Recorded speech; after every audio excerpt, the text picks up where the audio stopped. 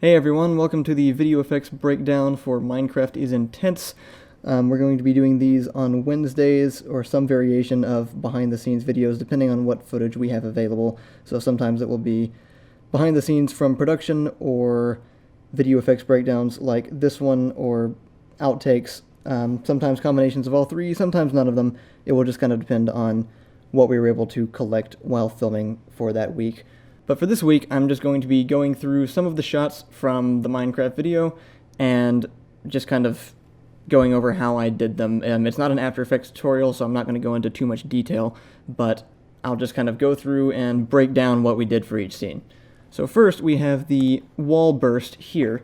So in this original shot, I'm just standing in my garage door, so we already had an open space, and then the wall is added in afterwards digitally. It's just an image of a stucco texture and then like a concrete texture down there at the bottom, kind of blended in with masks and recolored so that it looks like it's part of the wall. These cracks I got from some stock footage that I found on YouTube, and I'll link to all the stock footage I used down in the description. There's a lot of free stock footage that you can get just straight off of YouTube, I have discovered, and it has come in handy quite often.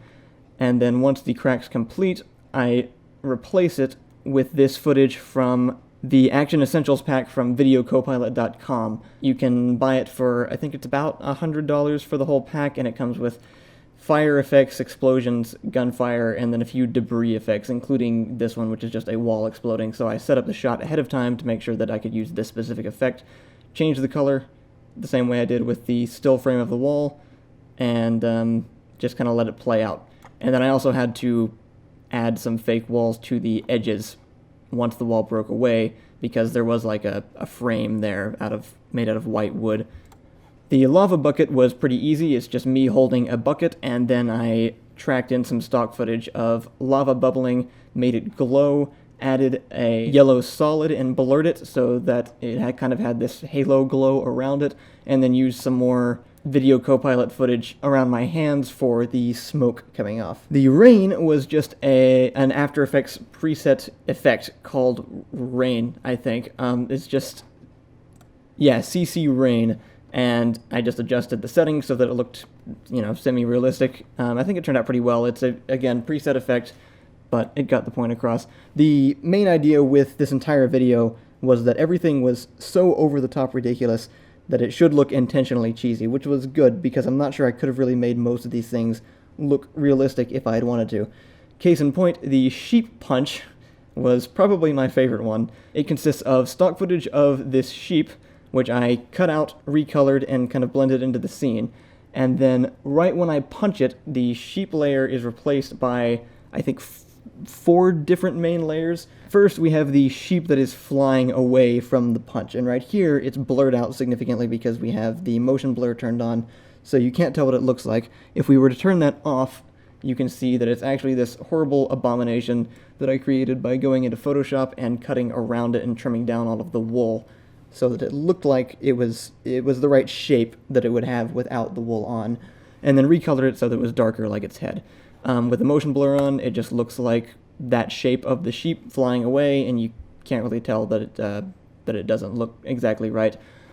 The blast coming away from the punch following the sheep is a lot of feather explosions that I also took from the Action Essentials pack. And finally, we have the wool that drops, which is a bunch of stuffing, I think 2 bags worth of stuffing that I bought from Hobby Lobby, just ran out, tossed into the air while the camera was still rolling, and let it drop.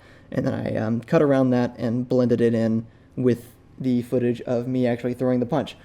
And the reason the sheep is so huge, actually, is because in the original footage I punched too high. So I just had to make the sheep extra large so that my fist connected. The campfire scene is all Action Essentials footage. I just grabbed flames that looked like they could wrap around the specific areas that I needed them to be, put them in the right place, set them to add, I set these to screen, sorry. Screen, so far for me, has been the best blending mode for fire. If you ever need just a flash of light, like an explosion, or just a flash of light for whatever reason, add is usually the best one to go with when you're selecting from this list. For example, when you're making the glow from the fire here on the grass, or when the fire spreads over to me, you can see that it kind of lights up around it here. And that's just using, I think, a copy of the background footage masked around in these little areas and set to add just so that it looks brighter in those areas. The water bucket I was kind of proud of because I actually recorded it completely myself. We have the base footage here of me throwing the water out of the bucket there, and then I recorded the stream of water from a garden hose attachment. It's like the jet setting or something in front of just some black cardstock, and then was able to set that to screen to remove the black and add it to this wide shot so that it looks like a giant stream of water is shooting out of the bucket and going off screen. The waterfall was also stock footage again, and me in front of a green screen sitting on, I think, a bar stool, just doing a swimming motion.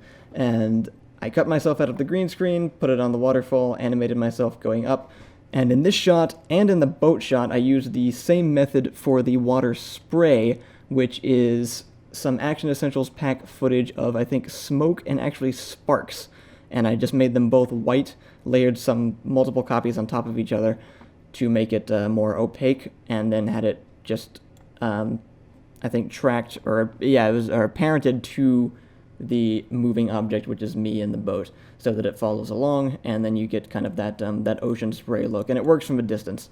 The rock pile was very easy. I just took some stock footage of piles of rocks and bricks and a pickaxe, put them in the right order so that it looked like they were stacked up on top of each other, and then placed them on my shoulders in scene, masked around my head by hand. I tried using the rotobrush tool, but it just wasn't really working, and my head didn't really move that much.